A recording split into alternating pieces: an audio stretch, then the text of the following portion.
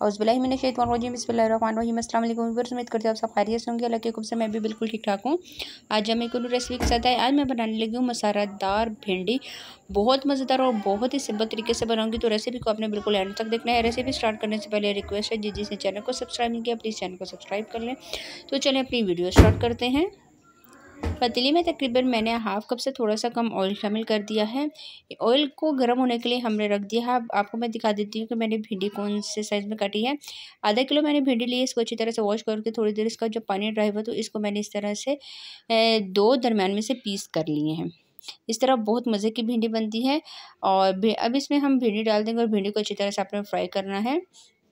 ऊपर वाला जो पार्ट, जो इसका ऊपर वाला हिस्सा भी मैंने काट लिया और नीचे वाला भी, और फिर इसमें से दरम्यान से इसके मैंने पीसेस कर लिए हैं, 2 पीस। अच्छी तरह से इसको फ्राई करें जब तक इसका कलर खूबसूरत सा चेंज ना हो जाए।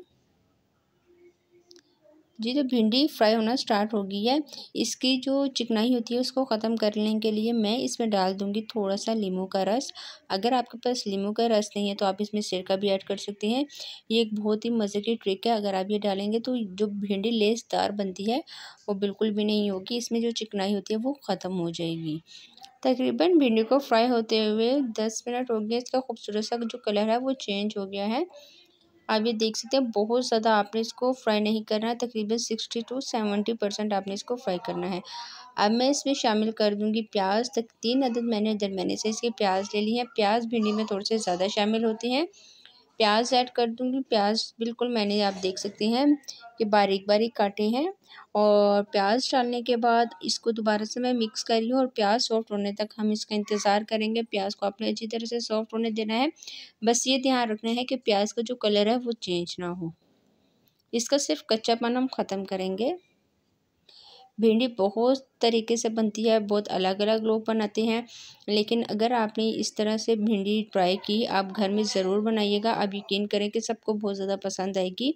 अब मैं इसमें टमाटर ऐड कर रही हूँ। 3 अदद टमाटर लिए हैं। टमाटर जो है वो मेरे फ्रीज़ हुए हुए हैं, तो ऊपर से मैंने छिलका उतार लिया है। उतारने के बाद मैंने इसको थोड़ा सा कूट लिया और जो सॉफ्ट हो गए थे उनको मैंने काट लिया है। टमाटर डालने के बाद इसको थोड़ा सा हम मिक्स करेंगे। अगर आपके पास टमाटर दूसरे पड़े तो आप दूसरे भी डाल दें। कुछ मसाले डालते हैं। नमक डाल रही हूँ अपने टेस्ट के बराबर। थोड़ा सा मैं इसमें ज़ीरा शामिल करूँगी, आधे चम्मच के करीब। आधा चम्मच मैं इसमें कुटी हुई मिर्चें डालूँगी। आधे चम्मच मैं इसमें लाल मिर्च पाउडर डालूँगी। हल्दी वगैरह हम इसमें ऐड नहीं करेंगे, बिल्कुल सिंपल मसाले डाल रही हूँ।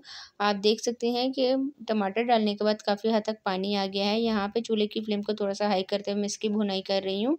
और अब मैं इसमें ऐड कर दूँगी कुटा हुआ धनिया। धनिया मैंने लिया था और उसको दरदरा सा मैंने कूट लिया है, तकरीबन 1 चम्मच के करीब। कुटा हुआ धनिया से इसका टेस्ट बहुत ही मज़े का आएगा। थोड़ा सा हम इसमें ज़्यादा ऐड कर रहे हैं। ये डालने के बाद मैं इसको मिक्स करूँगी। और इसी के साथ आप सबसे रिक्वेस्ट है, जिसने चैनल को सब्सक्राइब नहीं किया प्लीज़ चैनल को सब्सक्राइब कर ले। और मुझे कमेंट्स में आपने बताना है कि आप कौन कौन सी सिटी और कौन सी कंट्री से आप मेरी वीडियोस को वॉच कर रहे हैं। प्लीज़ कमेंट्स में लाजमी लिख के बताइएगा। अच्छी तरह से मिक्स करने के बाद यहाँ पे 3 से 4 अदद हरी मिर्चें डालूंगी। ये बहुत ज़्यादा तेज़ नहीं है। अब इसको मैं दम दे दूँगी तकरीबन 10 से 12 मिनट के लिए। ये तो 15 मिनट गुजर गया और हमारी मसालेदार भिंडी बिल्कुल तैयार हो गई है। यहाँ पे चूल्हे की फ्लेम को मैं ऑफ़ कर देती हूँ। अब ये देख सकते हैं भिंडी भी अच्छी तरीके से गल गई है। मज़ेदार भिंडी हमारी तैयार है। इसको मैंने अच्छे तरीके से मिक्स कर लिया और अब प्लेट में सर्व करके आपको फाइनल लुक दिखाती हूँ।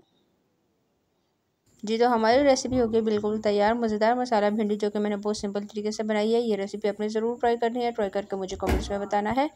आज की रेसिपी आपको कैसी लगी। आज के लिए इतना ही। इंशाल्लाह नेक्स्ट वीडियो में आपके साथ मुलाकात होगी एक और न्यू रेसिपी के साथ। तब तक के लिए मुझे दीजिए इजाज़त। दुआ में याद रखिएगा, अपना बहुत सारा ख्याल रखिएगा।